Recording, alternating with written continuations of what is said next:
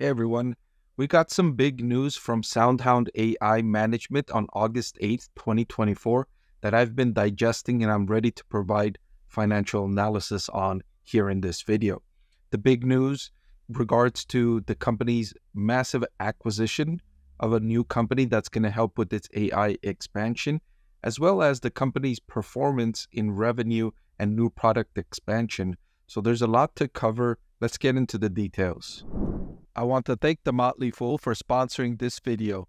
Visit fool.com/Parkev for the 10 best stocks to buy now.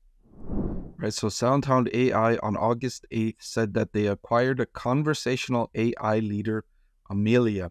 This transaction is a natural extension of our strategy, and we saw a great opportunity to partner with the company that we believe will accelerate our mission of voice enabling the world with conversational intelligence. So, big deal for SoundHound AI and SoundHound AI stock investors. Generally speaking, when a younger company is in a growth mode, there is a couple of ways they can grow. One of which is organic growth, meaning just internally growing, hiring new people, making new partnerships, signing new deals, attracting new customers, and growing in that way.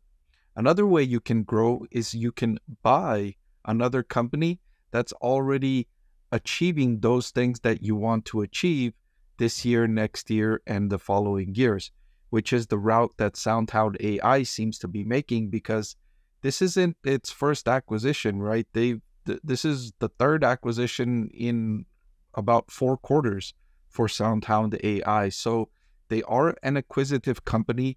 Acquisitions are its strategies, one of its main ways it plans to grow over time. And this is yet another example of SoundHound AI employing the acquisitive strategy for growth. SoundHound AI saying that we are doing this in end markets that are expected to grow massively over the coming years, with enterprise spending on generative AI projected to grow 15-fold over the next 3 years to nearly 250 billion. So this is the primary reason why SoundHound AI wants to spend money to grow, to offer more, because it sees an end market, it sees customer demand that's soaring, and it wants to have the capability to serve that customer demand. It wants to be in a position to capitalize on that massive expansion in demand growth, and for that reason, it found this acquisition to be a faster way to achieve that, maybe a more cost-effective way to achieve that instead of slowly, organically growing internally. SoundHound AI saying that we have a highly complementary suite of products, and we believe we can offer best-in-class, scalable customer service support to a vast spectrum of businesses. And this announcement will expand SoundHound AI's existing customer service pillar. So up until this point, their two main product categories, or their two main end markets, were in automobiles and in restaurants, quick service restaurants. So with the acquisition of Amelia, they plan to expand to new categories to be able to serve new categories, because Amelia has relationships and integrations with customers outside of SoundHound AI's core capabilities, which is automotive and quick service restaurants. All right, so moving away from the news about its acquisition and getting into news about its latest quarterly performance, SoundHound AI said that second quarter revenue increased by 54% year over year, and cumulative subscriptions and bookings backlog roughly doubled year over year to 723 million. Now, remember, cumulative subscriptions and backlogs eventually turn into revenue.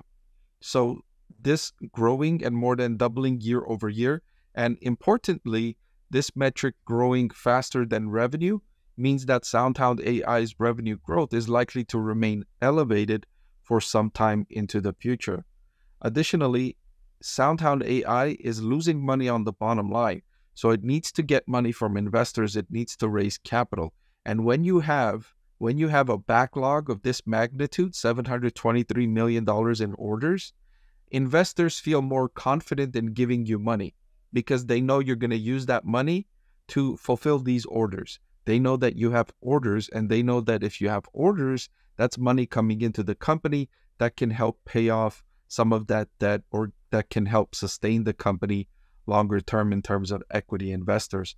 So these are important metrics and solid news for SoundHound.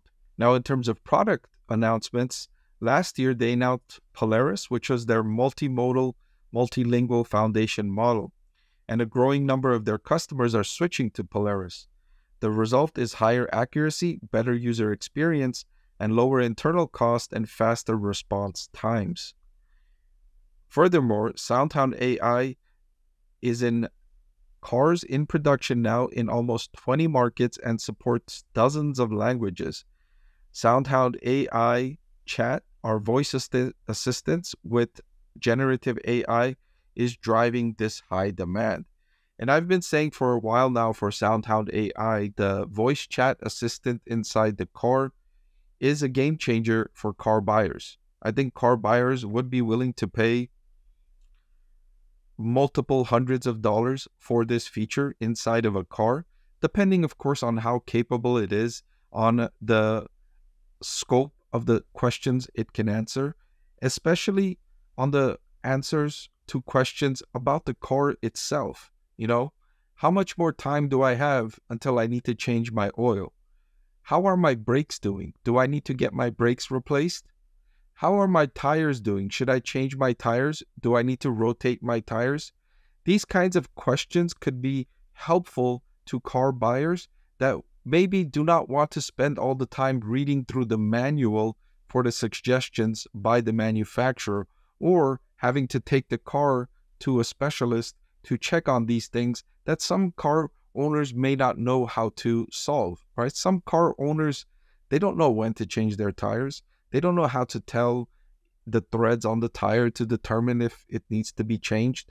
And if a car has sensors built in and then connected to the AI that can tell you information about the car, that can be very helpful. And buyers would be willing to pay somewhere in the range of a several $100 premium to have this installed inside the vehicle. And so if buyers are willing to pay that price, then the car manufacturers are willing to pay SoundHound AI to incorporate this feature within the vehicle. So this is one of the more win-win situations I see with SoundHound AI, and they are gaining traction. And so far, the results have been so well received that Stellantis, one of its biggest partners, has continued to integrate SoundHound technology into a large number of models across multiple brands. And this isn't surprising to me because of the reasons I just highlighted.